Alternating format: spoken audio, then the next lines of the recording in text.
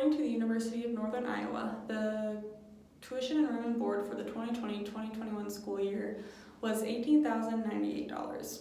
Now, I don't know about you, but I don't have that money just lying around, so similar to many other college students, I had to work my butt off in high school to get good grades, get a good ACT score, do numerous activities so I seem well-rounded, and have a part-time job just for the chance of winning some scholarships. While I did get some scholarships, I'm still going to have to take out a loan to cover the rest of the costs. However, I was expecting this, and I wasn't too surprised to receive a high U bill. What I wasn't expecting was the extremely high cost of textbooks, tacking on another $1,000 a year. Students are already paying colleges thousands of dollars to take their classes. The colleges should cover the cost of books. Now, in a business sense, I know that books cost money. The problem is, similar to many other colleges, buying books from a bookstore only benefits the bookstore and the publishers. The Follett Company, which is a company driven to helping the next generation of learners, writes about college expenses. And they talk about how the textbook is broken down.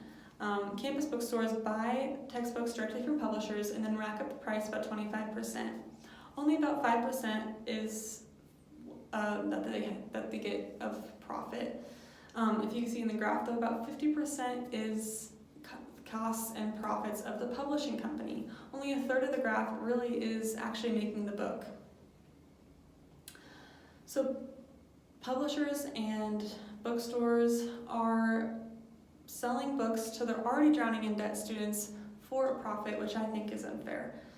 Here's an example of what I'm talking about. I'm taking Inquiry into Earth and Space Science this semester with Pamela Hartman, and she required the book called The Good Earth by David McConnell.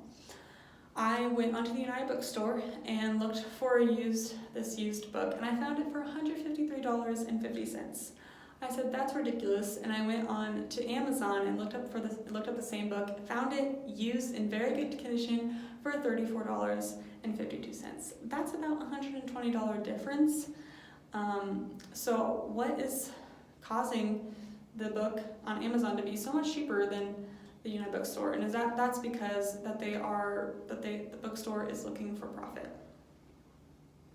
Saying that a book is required in the classes forces students, especially global freshmen like me, to buy them. The university and the publishers are only benefiting from this exchange. U.S. News, which is a media center devoted to helping people make important decisions in their lives, writes in August of 2020 about how to lower the costs of your textbooks. One is to resell your textbooks at the end of the year and make a little bit of change back. Another is to research different websites and companies selling textbooks to find the cheapest option, like I did with Amazon. Another is to look at your local library and see if you can borrow books there that are required, and you can always ask your professors about books that are required versus books that are recommended, and only buying the ones that are required. I have some friends and some other students who I know buy no textbooks for their semester, and they save a lot of money that way. However, this is very damaging to their learning.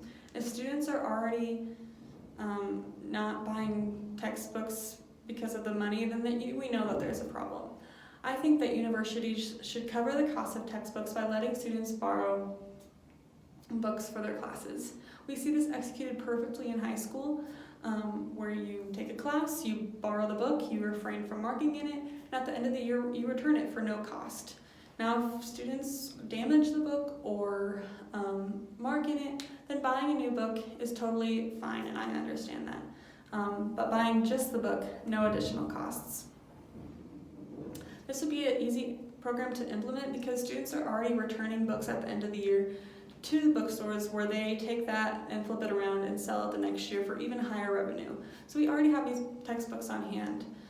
This new system would be an easy transition to make and return the university's spoken importance of learning back to where it should be.